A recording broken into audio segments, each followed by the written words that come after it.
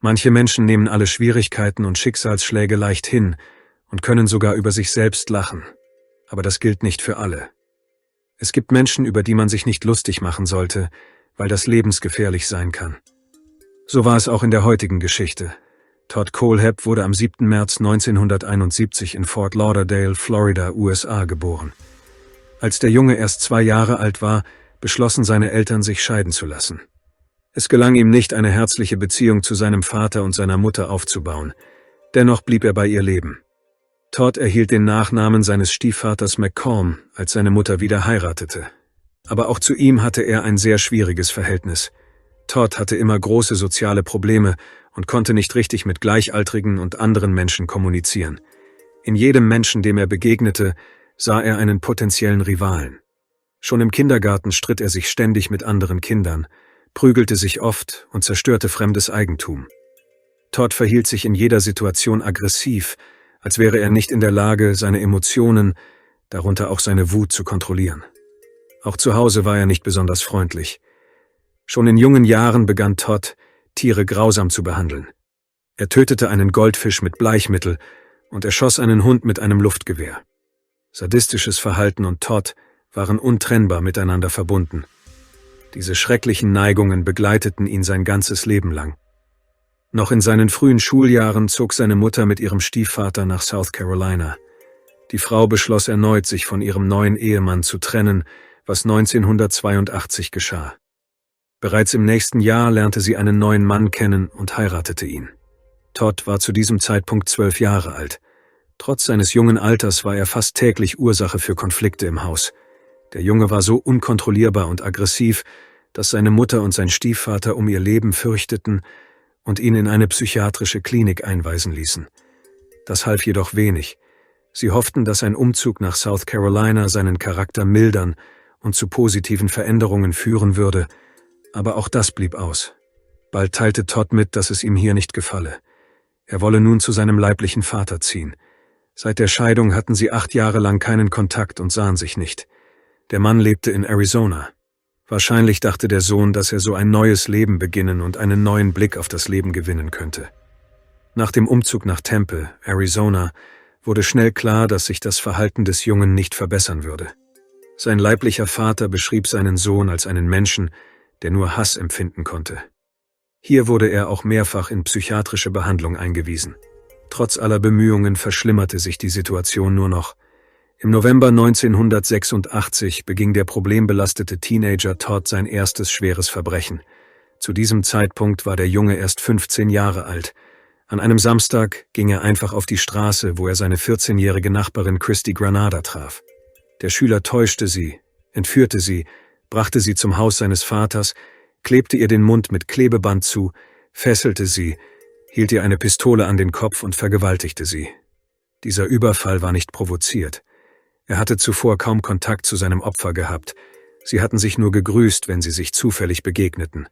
Nach der Tat drohte Todd ihr, sie zu töten, wenn sie jemandem davon erzählte. Er überzeugte sie davon, dass er ihre Brüder, Schwestern und die ganze Familie erschießen würde. Der minderjährige Entführer hatte sie so sehr eingeschüchtert, dass das Opfer tatsächlich schweigen wollte. Schon damals hatte sich seine grausame und manipulative Persönlichkeit herausgebildet. Todd war so sehr von seiner eigenen Bedeutung und Überlegenheit überzeugt, dass er glaubte, jede Gräueltat ungestraft davonkommen zu lassen. Das Entführungsopfer war tatsächlich bereit zu schweigen. Die Schülerin ahnte nicht, dass ihre Angehörigen bereits in Sorge waren und aktiv nach ihr suchten. Kurz vor dem Überfall hatten ihre Eltern ihren Kindern beigebracht, wie sie sich in einer Notsituation verhalten sollten. Der jüngere Bruder des vermissten Mädchens wurde unruhig, als er sie zu Hause nicht finden konnte, und rief die Polizei. Glücklicherweise ließ Todd sein Opfer schließlich frei. Sie kehrte nach Hause zurück, gerade als ihr Bruder mit den Polizisten sprach. Das Mädchen musste erzählen, wo sie gewesen war und was ihr zugestoßen war. Der 15-jährige Täter wurde festgenommen. Von Anfang an zeigte Todd keinerlei Besorgnis um das Opfer. Ihn interessierte nur, wie lange er ins Gefängnis kommen würde. Sein Anwalt behauptete, sein Mandant werde in Zukunft niemandem mehr Schaden zufügen. Todd hatte einfach einen Fehler gemacht. Mit 15 Jahren kam er zum ersten Mal für eine längere Zeit ins Gefängnis. Dort änderte der Teenager sein Verhalten grundlegend. Seine brutale Natur kam fast nicht mehr zum Vorschein. Er war ein vorbildlicher Häftling, aber in Wirklichkeit verbarg er nur geschickt seinen inneren Kampf und seine angeborene Grausamkeit. Am 24. November 2001 wurde der Straftäter aus der Haft entlassen. Er war nun 30 Jahre alt. Die Hälfte dieser Zeit verbrachte er hinter Gittern. Aber dort verschwendete er keine Zeit. Todd absolvierte eine Ausbildung im Bereich Computertechnologie. Nach seiner Entlassung aus dem Gefängnis beschloss er, nach South Carolina zurückzukehren, da er nach seiner Freilassung bei seiner Mutter sein wollte. Nun konnte sie sich dem nicht mehr widersetzen. Hinter Gittern schien Todd den Weg der Besserung eingeschlagen zu haben und beschloss, sich in die Gesellschaft zu integrieren. Dazu musste er eine angemessene Arbeit finden. Todd kam mit anderen Menschen nicht gut zurecht. Es wäre ihm schwer gefallen, in einem Team zu arbeiten, deshalb entschied er sich für eine selbstständige Tätigkeit. Nachdem er mehrere Arbeitsplätze gewechselt hatte, hauptsächlich als Designer, festigte sich sein Wunsch nur noch mehr. 5 Jahre nach seiner Entlassung, im Jahr 2006, beantragte er in South Carolina eine Lizenz für den Verkauf von Immobilien. Zu diesem Zeitpunkt war er 35 Jahre alt. Als Antwort auf seinen Antrag wurde ihm mitgeteilt, dass ihm keine Lizenz erteilt werden könne, da er im Register für Sexualstraftäter geführt werde. Es schien, als hätte der Mann keine Chance, sein eigenes Unternehmen zu gründen, aber das war nicht der Fall. Todd lernte seine brutale Natur sehr gut zu verbergen, wurde gerissen und berechnend. Der Mann vereinbarte einen persönlichen Termin, um seine Situation zu schildern. Todd erzählte ausführlich von dem Vorfall und spielte dabei die Brutalität herunter. Er schob alles auf ein einfaches Missverständnis mit seiner Freundin und sein Alter und erklärte, dass alles in gegenseitigem Einvernehmen geschehen sei, die Freundin aber einfach beleidigt gewesen sei und ihm eine Lektion erteilen wollte, weshalb er ins Gefängnis gekommen sei. Sein Plan ging auf. Mit dieser Lüge konnte er die Lizenzbehörde davon überzeugen, dass es sich um ein einfaches Missverständnis handelte und er eine zweite Chance haben wolle. Bereits im Juni 2006 erhielt Todd Kohlhaab die Lizenz als Immobilienmakler. Der vorbestrafte Kriminelle gründete sein eigenes Unternehmen und führte weiterhin das Leben eines angesehenen, vorbildlichen Bürgers, der in seiner Jugend einfach betrogen worden war. Sein Geschäft florierte und brachte gute Einnahmen. Der Mann wurde wohlhabend und erfolgreich. Interessanterweise wurde er zur gleichen Zeit ein leidenschaftlicher Waffensammler. Er besaß zahlreiche Pistolen und Gewehre. Nach eigenen Angaben hatte Todd diese Leidenschaft von seinem Vater geerbt, der ebenfalls solche Dinge sammelte. Dieses Interesse passte gut zu Todds anderen Hobbys. Er liebte alles, was mit Macht und Stärke zu tun hatte. Er machte sogar einen Pilotenschein. Der Mann begeisterte sich für Motorräder und schnelle Autos. Äußerlich sah er wie ein erfolgreicher Mann mit einer sehr charismatischen und starken Persönlichkeit aus. Todd war nicht der einzige erfolgreiche Mensch in der Stadt. Im November 2003 eröffnete der 30-jährige Scott Ponder ein Motorradgeschäft. Dabei half ihm seine 52-jährige Mutter Beverly Guy, die mit ihm zusammenarbeitete.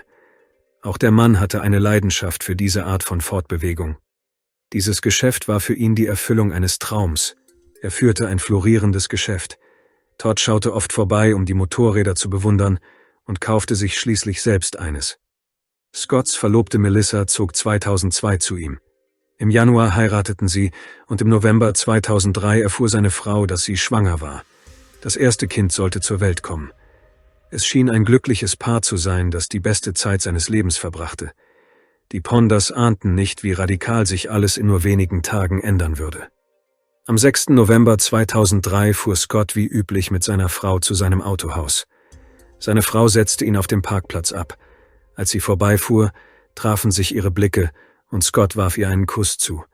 Sie fuhr zum medizinischen Zentrum, um ihren ersten Ultraschalltermin wahrzunehmen. Es war ein so wichtiges und aufregendes Ereignis für sie, aber Scott konnte sie nicht begleiten, obwohl er hoffte, den Herzschlag seines Babys zu sehen und zu hören.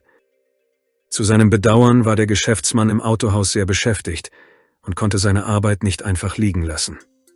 Melissa wartete auf die Rückkehr ihres Mannes, um ihm zu erzählen, wie alles gelaufen war und was der Arzt gesagt hatte. Doch stattdessen erhielt die Frau um 15 Uhr einen Anruf von einer besorgten Mitarbeiterin des Zentrums, die ihr von einer Schießerei in einem Motorradgeschäft berichtete. Melissa befand sich am anderen Ende der Stadt, ließ jedoch alles stehen und liegen und machte sich auf den Weg dorthin. Vor Ort war es sehr laut. Es hatten sich etwa 10 Polizeiautos versammelt. Die Straße war gesperrt und sie wurde nicht durchgelassen, obwohl die Frau sagte, dass ihr Mann Scott dort sein müsse. Nur wenige Minuten nach ihrer Ankunft wurde der besorgten schwangeren Frau mitgeteilt, dass ihr Mann bei einem Überfall auf das Autohaus erschossen worden war. Sie verstand nicht, was vor sich ging. Sie wollte die Mutter ihres Mannes kontaktieren, die an diesem Tag ebenfalls arbeitete. Es stellte sich heraus, dass Beverly ebenfalls erschossen worden war. Insgesamt kamen bei diesem Massaker 4 Menschen ums Leben. Der dritte war der 29-jährige Brian Lucas. Der vierte war zum Zeitpunkt von Melissas Ankunft noch nicht identifiziert worden. Später stellte sich heraus, dass es sich um den 26-jährigen Mechaniker Chris Sherbert handelte, der im Autohaus gearbeitet hatte. Alle Opfer wurden kaltblütig aus nächster Nähe erschossen, aber die Identität des Mörders blieb zunächst unbekannt. In diesem Moment brach die Welt der schwangeren Frau zusammen. Sie verlor ihren geliebten Mann und seine Mutter. Auch das Familienunternehmen war in Gefahr. Es gab niemanden, der sich darum kümmern konnte. Trotz aller Schwierigkeiten gelang es Melissa, sich zusammenzureißen und alle Probleme zu bewältigen. 7 Monate später, im Juni 2004, brachte die Witwe einen Jungen zur Welt, den sie zu Ehren ihres verstorbenen Mannes Scott Jr. nannte. Die ganze Zeit über wollte sie vor allem wissen, wer ihr den geliebten Vater und Ehemann und ihr Kind genommen hatte. Die Strafverfolgungsbehörden setzten die Ermittlungen in dem aufsehenerregenden Mordfall an 4 Personen fort. Aufgrund der Brutalität der Tat ging man davon aus, dass der Täter seine Opfer persönlich gekannt haben musste und ein starkes Motiv hatte. Aber es gab keine konkreten Hinweise auf einen Verdächtigen. Die Geschäftsbeziehungen, Verwandten und Freunde der Opfer wurden analysiert, aber ein möglicher Täter konnte nicht ermittelt werden. Aus dem Laden fehlte nichts. Alle Zeugen des Verbrechens waren getötet worden. Zu allem Übel funktionierten die Kameras im Autohaus an diesem Tag nicht. Ende 2004 gab es schließlich unerwartete Fortschritte in dieser Richtung. Melissa wurde zur Polizeiwache bestellt. Sie hoffte, dass die Ermittler ihr den Namen des Täters nennen würden. Stattdessen landete die junge Mutter in einem Verhörraum. Die Ermittler teilten ihr mit, dass sie vor einigen Monaten versehentlich eine Windel von Scott Jr. dort vergessen hatte. Die Polizei verglich die DNA des Jungen mit den am Tatort gefundenen Spuren. Es stellte sich heraus, dass sie nicht mit den Proben des verstorbenen Ehemanns übereinstimmten. Es wurde vermutet, dass die Frau das Kind nicht von ihrem Ehemann, sondern von ihrem Liebhaber bekommen hatte und somit ein Motiv hatte, ihren Mann zu beseitigen. Melissa war so fassungslos, dass sie vom Opfer zur Hauptverdächtigen geworden war, dass sie sogar vorschlug, die Leiche ihres Mannes exhumieren zu lassen. Sie war überzeugt, dass nur er der Vater des Kindes sein konnte und dass dies ihre Unschuld beweisen würde. Die Frau war so überzeugend, dass die Polizei beschloss, alles noch einmal zu überprüfen. Es stellte sich heraus, dass sie tatsächlich einen Fehler gemacht hatten. Die Proben von Scott und Brian, deren DNA im Autohaus gesammelt worden war, waren falsch beschriftet worden, weshalb die Proben nicht übereinstimmten. Melissas Sohn war tatsächlich von Scott. Obwohl die Polizisten ihren Fehler eingestanden, war der Schaden für den Ruf der Frau enorm. Die örtliche Gemeinde verfolgte die Ereignisse im Zusammenhang mit dem blutigen Massaker im Motorradladen aufmerksam. Viele griffen bereitwillig die neuen Gerüchte über einen möglichen Liebhaber von Melissa auf. Die Gerüchte verbreiteten sich in der ganzen Gegend. Die Frau wurde schief angesehen und hinter ihrem Rücken über ihre Unzucht getuschelt. All das brach Melissa endgültig das Herz. Sie beschloss, mit ihrem Kind in ihre Heimat zurückzukehren. Dort mieden jedoch alle sie und ihren Sohn. Die Frau wollte nicht, dass sich dies auf die Beziehungen des Jungen zu den Kindern im Kindergarten und in der Schule auswirkte. Das Jahr, in dem sie verdächtigt wurde, hatte ihrem Ruf schweren Schaden zugefügt. Nun beschloss die junge Mutter, dass der einzige Weg, neu anzufangen, darin bestand, in ihre kleine Heimat zurückzukehren. Die Ermittler waren unterdessen wieder in einer Sackgasse. Es gab keinen einzigen Verdächtigen für die Schüsse. Das Verbrechen blieb mehr als ein Jahrzehnt lang unaufgeklärt. Man ging davon aus, dass der Angriff auf das Zentrum von einem unzufriedenen Mitarbeiter oder Kunden verübt worden sein könnte, der seinen Groll auf so extreme Weise ausgelebt hatte. Allerdings war keiner der Mitarbeiter zu Konflikten geneigt.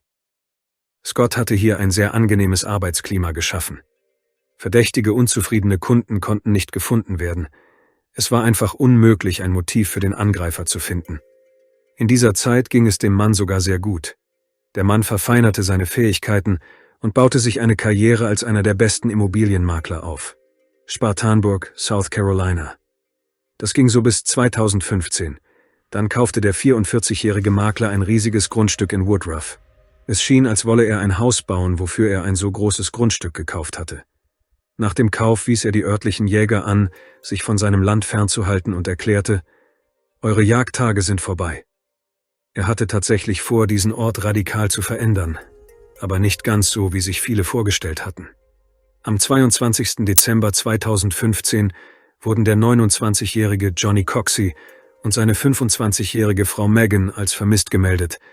Es handelte sich um ein frisch verheiratetes Paar, das im Gegensatz zu den anderen Opfern der Geschichte viele Probleme durchgemacht hatte. In der Vergangenheit litten beide unter einer Abhängigkeit von verbotenen Substanzen. Sie hatten ein Kind, das ihnen aufgrund des Konsums illegaler Substanzen der Eltern vom Sozialdienst weggenommen wurde. Die Strafverfolgungsbehörden verfolgten das problematische Paar, jedoch ohne Erfolg. Selbst die Analyse der Mobiltelefone der Vermissten blieb ergebnislos. Wahrscheinlich funktionierten die Kommunikationsmittel nicht. Das Paar hatte praktisch keine Verwandten oder nahestehenden Personen, die sich Sorgen um sie machten. Daher wurde die Vermisstenanzeige erst relativ spät aufgegeben. Niemand übte besonderen Druck auf die Polizei aus, nach ihnen zu suchen. Für Johnny und Megan fanden sich keine Freiwilligen, um Suchteams zu bilden. Die Polizei hatte nur wenige Ressourcen, sodass die Suche nur schleppend vorankam. Es gab keine Hinweise. Die Ermittlungen gerieten ins Stocken und alle beruhigten sich. Man hörte einfach auf, nach ihnen zu suchen. Was konnte schon einem Paar von abhängigen Menschen passieren? Am 4. September 2016 rief der Vater der Familie Carver bei der Polizei an und meldete seinen 32-jährigen Sohn Charles Carver als vermisst. Er hatte ein ausgezeichnetes Verhältnis zu seinem Sohn. Sie hatten täglich Kontakt über Telefon und Messenger. In der Regel unterhielten sich die Verwandten über ihr Leben und Sport. Die letzte Nachricht, die der Vater von seinem Sohn erhielt, handelte vom Fußball. Die Stille dauerte zu lange. Die völlige Abwesenheit seines Sohnes beunruhigte ihn sehr, denn so etwas war zuvor noch nie vorgekommen. Die Carvers versuchten, das Schicksal von Charlie aufzuklären, aber es stellte sich heraus, dass er nicht der Einzige war, der verschwunden war. Auch seine neue Freundin namens Carla Brown war verschwunden. Nur 5 Tage nach ihrem Kennenlernen und ihrem ersten Treffen in Walmart waren beide verschwunden. Sie waren keine abhängigen Menschen. Das Paar hatte keine Probleme. Eine spontane Flucht war ausgeschlossen, da sie einfach sinnlos gewesen wäre. Die Polizei begann, die Daten der Mobiltelefone von Charles und Carla zu überprüfen. Es stellte sich heraus, dass kurz zuvor ein erfolgreicher Immobilienmakler aus der Gegend mit der Frau Kontakt hatte. Ende August nahm dieser Mann Kontakt zu dem 32-jährigen Charlie und seiner 30-jährigen Freundin auf. Sie kannte den Mann und hatte über soziale Netzwerke regelmäßig Kontakt zu ihm. Zuvor hatte er ihr bereits einen Job bei sich angeboten. Diesmal tat er dasselbe. Allerdings gab es keine weiteren Hinweise. Zunächst wurde dieser Kontakt einfach verworfen, aber aus Tagen der Suche wurden Wochen. Es gab keine Informationen über die jungen Leute, daher wurden gründlichere Ermittlungen aufgenommen. Dazu trugen vor allem die Bemühungen der Familien des vermissten Paares bei. Bis Oktober 2016 schien es, als befände man sich in einer Sackgasse. Schließlich analysierten die Ermittler die Standorte der Mobiltelefone der Vermissten. Es stellte sich heraus, dass sie zuletzt in der Nähe von Todds Grundstück geortet worden waren, wo er das Paar zur Arbeit eingeladen hatte. Die Polizei fand heraus, wem das Grundstück gehörte, und alles kam ihr verdächtig vor. So fanden sich die Polizisten 2 Monate nach dem Verschwinden von Charlie Carver und Carla Brown am 3. November 2016 auf seinem Grundstück wieder. Eine Gruppe begab sich zu Todds Haus, das sich in einem Teil seines riesigen Grundstücks befand. Die zweite Gruppe fand schnell einen grünen Metallcontainer, der einsam im hinteren Teil stand, sodass er von der Straße aus nicht zu sehen war. Seine grüne Farbe verschmolz mit dem Laub und der Container war unauffällig.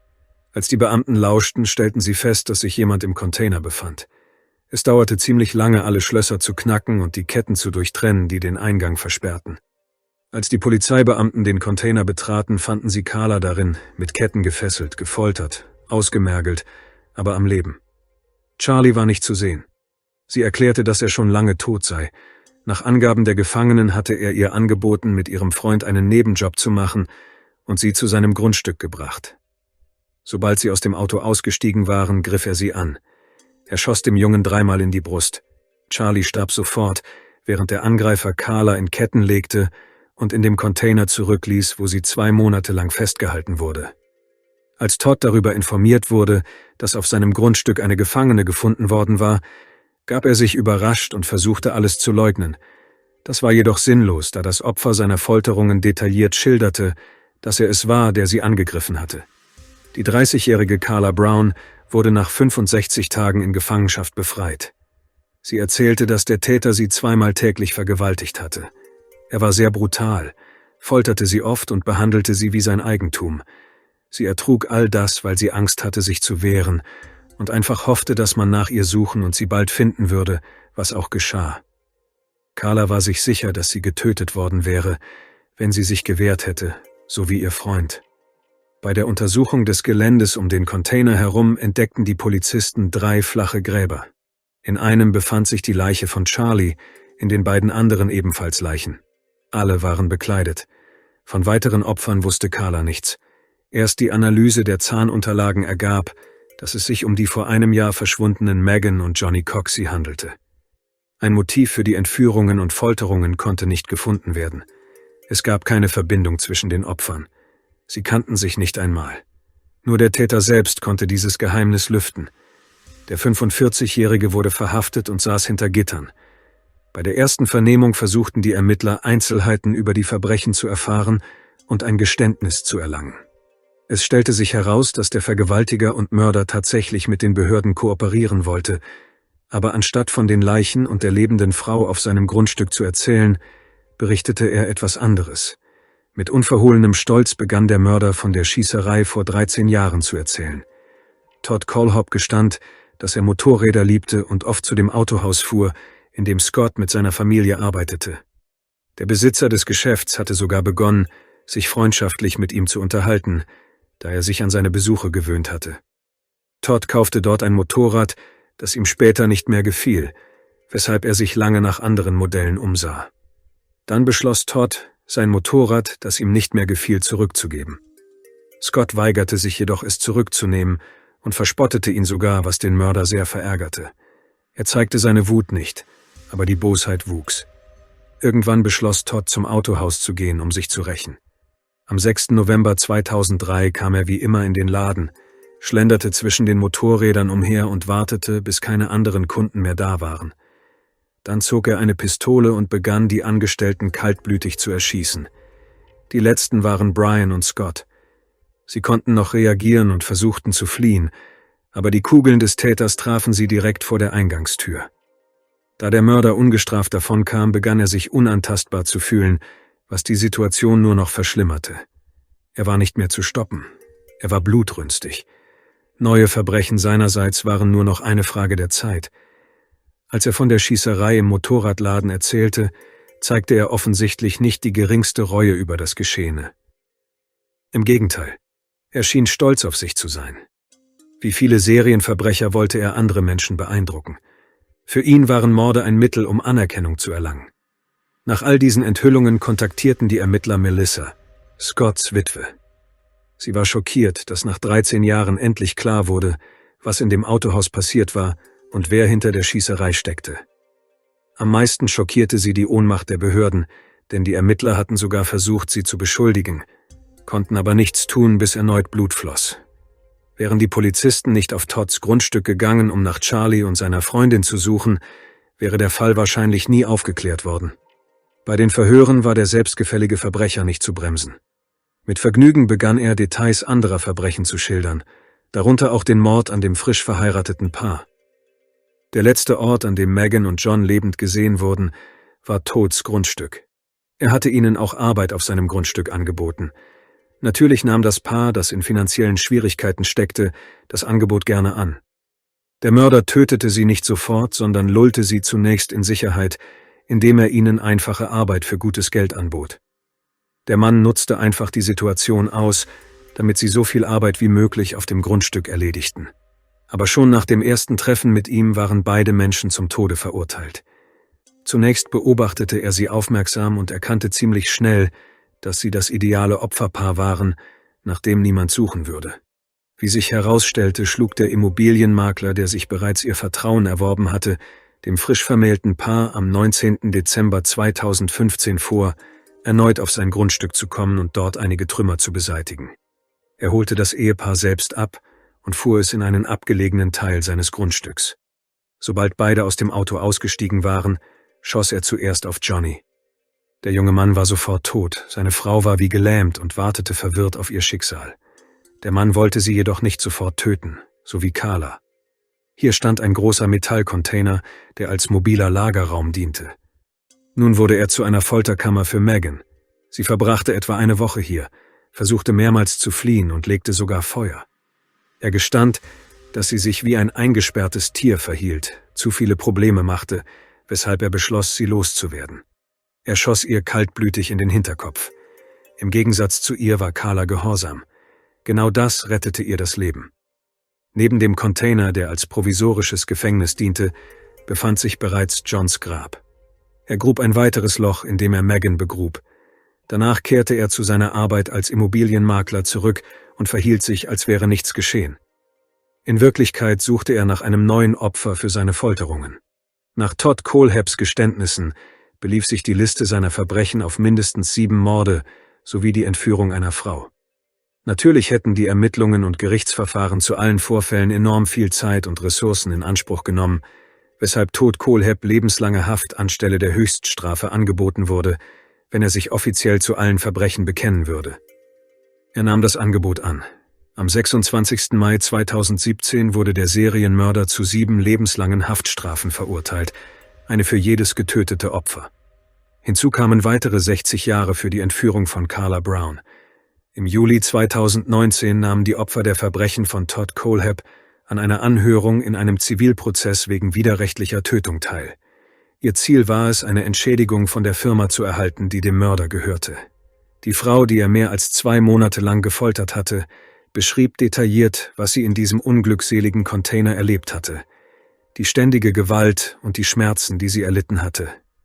Während Carla von ihren Qualen erzählte, sah der Angeklagte sie aufmerksam an und hörte zu, ohne irgendetwas zu zeigen. Carla wandte ihren Blick nicht von ihm ab. Das war eine echte Offenbarung. Nachdem sie ihre Geschichte erzählt hatte, fragte Todds Anwalt, wie viel Geld sie als Entschädigung haben wolle, aber das Opfer der Folterungen konnte keine konkrete Summe nennen. Carla hatte nicht einmal darüber nachgedacht. Sie sagte, es sei ihr egal.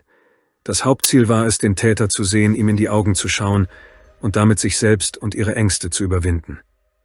Carla war klar, dass kein Geld den toten Jungen und die 2 Monate Freiheit, die ihr durch die Folter genommen worden waren, zurückbringen konnten.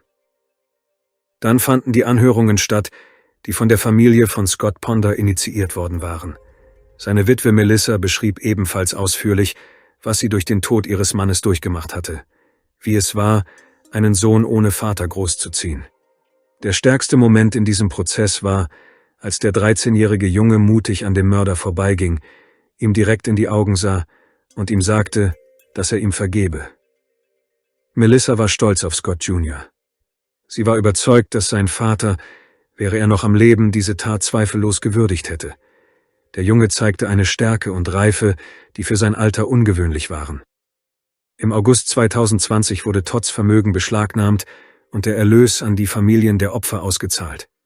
Damit endete die Geschichte des Serienmörders jedoch nicht. Seitdem hat er wiederholt behauptet, dass es noch mehr Opfer gegeben habe. Er erwähnte mindestens 2 weitere Morde, vermied jedoch bislang Details. Die Identität der anderen Opfer und ihre Leichen konnten nicht gefunden werden. Die Ermittlungen gegen ihn dauern an.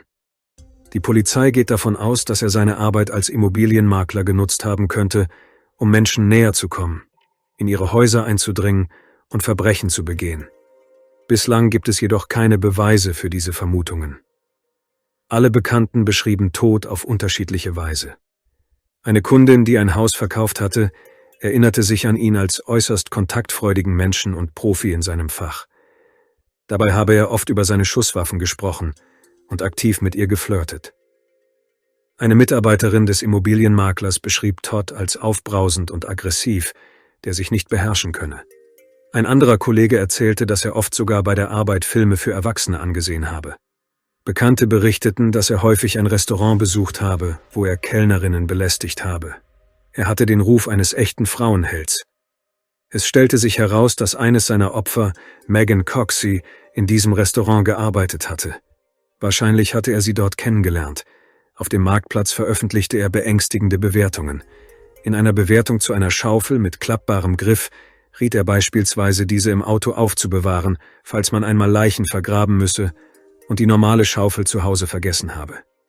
In einer Bewertung zu einem Messer schrieb er: „Ich habe noch niemanden damit erstochen, aber ich hoffe, dass ich das mit einem so hochwertigen Werkzeug wie diesem tun werde." In einer Rezension zu einem Vorhängeschloss schrieb er: „Zuverlässige Schlösser. Man braucht 5 davon an einem Container, um ihn sicher vor Ausbruch zu schützen." Solche Bewertungen klangen äußerst bedrohlich, aber damals schenkte niemand ihnen Beachtung. Wegen all diesen Vorfällen wurde nicht nur der Mörder angeklagt, sondern auch sein Freund, der als Komplize galt und Dustin Dawson hieß. Er wusste, dass dieser ein verurteilter Straftäter war. Trotzdem kaufte er ihm zwischen 2012 und 2016 mindestens 12 Waffen und 5 Schalldämpfer. Wie sich herausstellte, war es diesem Mann zu verdanken, dass eine umfangreiche Sammlung von Schusswaffen zusammengetragen wurde, die für die Morde verwendet wurden. Im Jahr 2018 bekannte sich der Komplize in 36 Anklagepunkten im Zusammenhang mit diesen Geschäften schuldig. Für all dies wurde er zu insgesamt 8 Jahren und 3 Monaten Haft verurteilt. Dustin Dawson wurde am 13. November 2023 aus der Haft entlassen, während Todd Kohlhepp weiterhin hinter Gittern sitzt und die Gefängnismauer nie verlassen wird. Danke fürs Zuschauen und passen Sie auf sich auf.